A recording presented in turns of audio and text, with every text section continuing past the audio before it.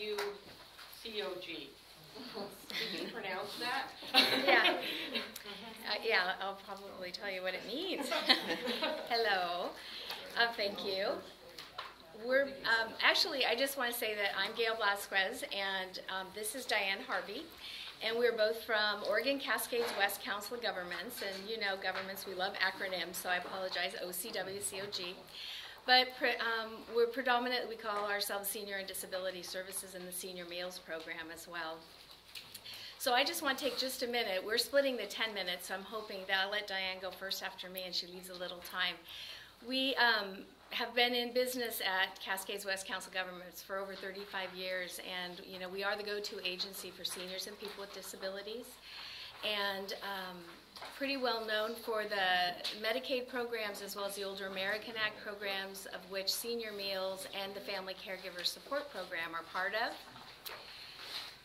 So we're going to start today by talking, our agency is one, but we have 2 grant requests, and so we're going to start with our Senior Meals grant, and I do want to just say what a beautiful night that you've come out to do this. One of none that we've had lately, so. Go ahead. I'm Diane Harvey. I supervise the Senior Meals and Meals on Wheels program for Lynn, Benton, and Lincoln counties. We provide home-delivered and dining room meals to seniors and younger people with disabilities. We are seeking funding for the purchasing of meals. Many of our low-income seniors aren't able to contribute for their meals. The average donation from our clients is currently approximately $1. We have a suggested donation of $3.50 per meal. The actual cost for including delivery is about $7.25 per meal, and the average donation is only about $1 right now. All money will go towards purchase of meals through our food contractor. We served a total of 216 unduplicated people so far this year in Benton County. And I'd like to address just a few things that you might not think about when you hear the term Meals on Wheels. The first is independence. Most important is choice of living arrangements. Seniors want to remain independent in their own homes, surrounded by their personal items and neighbors that they know. They generally don't choose to go into nursing homes or other assisted living facilities. The goal or mission, if you will, for the Meals on Wheels program is to ensure that seniors receive quality food, assisting them to remain independent at home for just as long as possible. The meal itself is often the focus for most people. Our program serves nutritious hot meals to seniors aged 60 and over and younger people that qualify with disabilities. Fresh hot meals are served Monday through Friday from here in Corvallis at the Senior Center, Corvallis Senior Center. And then frozen meals are provided for those who want them on the weekends. I work with a registered dietitian in the planning process for meals that are both appealing for and appropriate for seniors. All of the meals are 1/3 RDA approved, and our clients are given a choice of 2 main entrees each day. This is very unique to our program. I belong to a state association and a national association, and both of them are amazed when I talk about the fact that we offer 2 entree choices each day. We did it as it worked out best cost saving.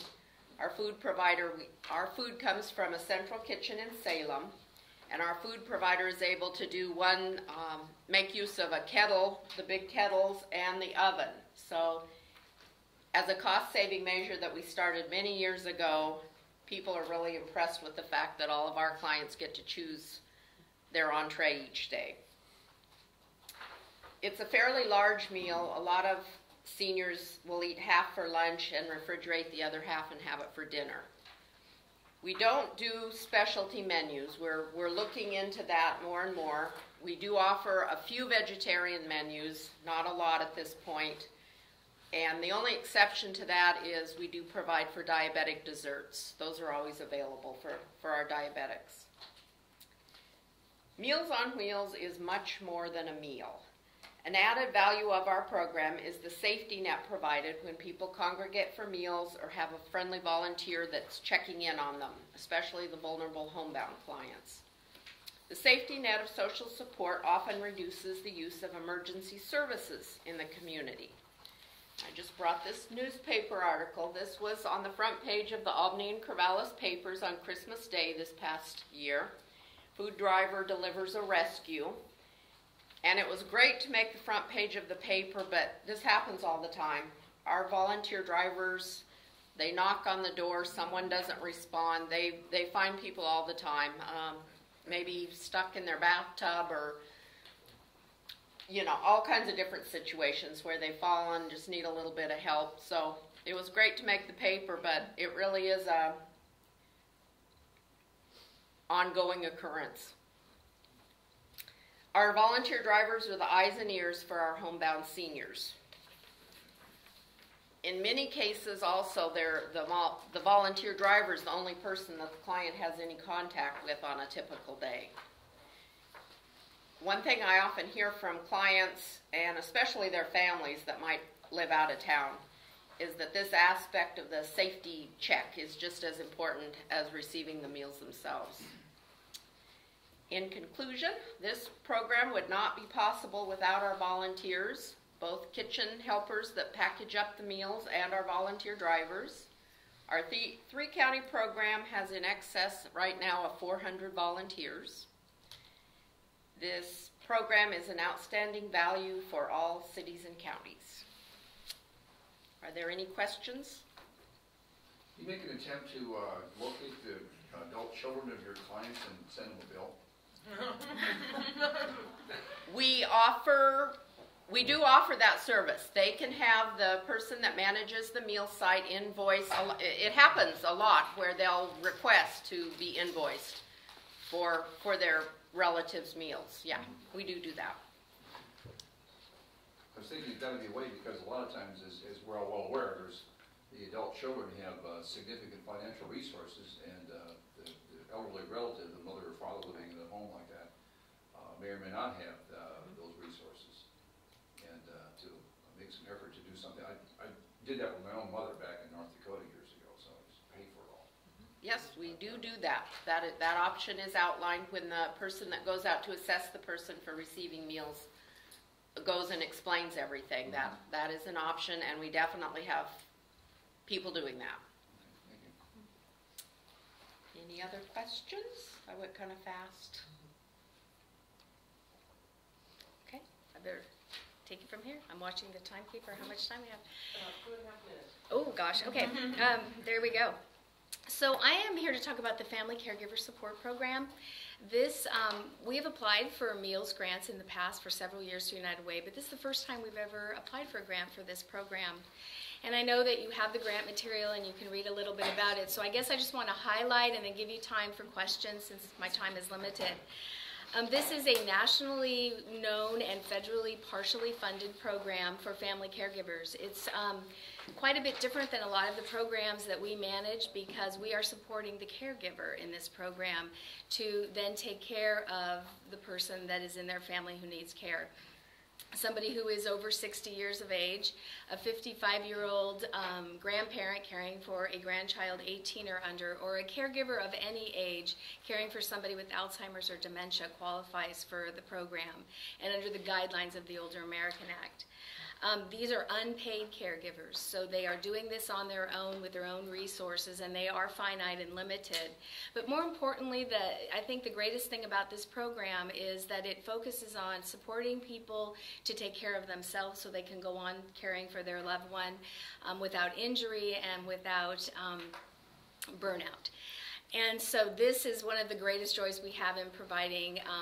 The case management is more of a navigator, so the money used for staffing, they are a conduit and a counselor for these people that provide endless hours of service to them directly, so it's money well spent in this program for our case manager.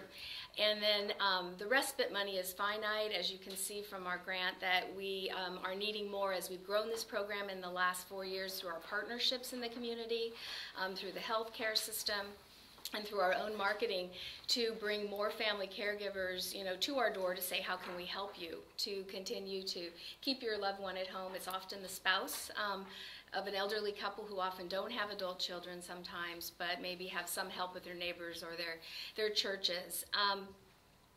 I can't say enough about it. There are 30 clients now. With the grant, there were 29 in Benton County. 3 receive respite care now.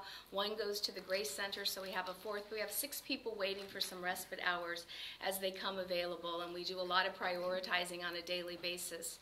And again, a lot of coaching and counseling and support for these people. I can't say enough about how much this benefits people in their community to stay in their community, to stay near their families and caring for them, with just a little bit of help from us to empower them to take care of themselves. So again, we're asking for $5,000, which would be approximately 500 respite hours at about $10.20 for respite care. All of the grant money would go directly to paying for respite care, either in someone's home, or we do some contract some hours if it works better for the caregiver, for the care recipient to go to Grace Center. So we have a small contract with them. It's very good use of money to send someone for a half a day.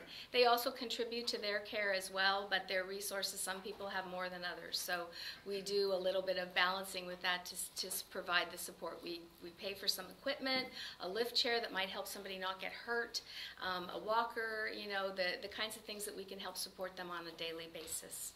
I'm out of time, I know. Thank you very much. No, we had 2 programs. We just didn't know it was going to be so short. So thank you for your attention. And Thank you. we want to be respectful, so thank you. No, we'll grab our extras. Yeah.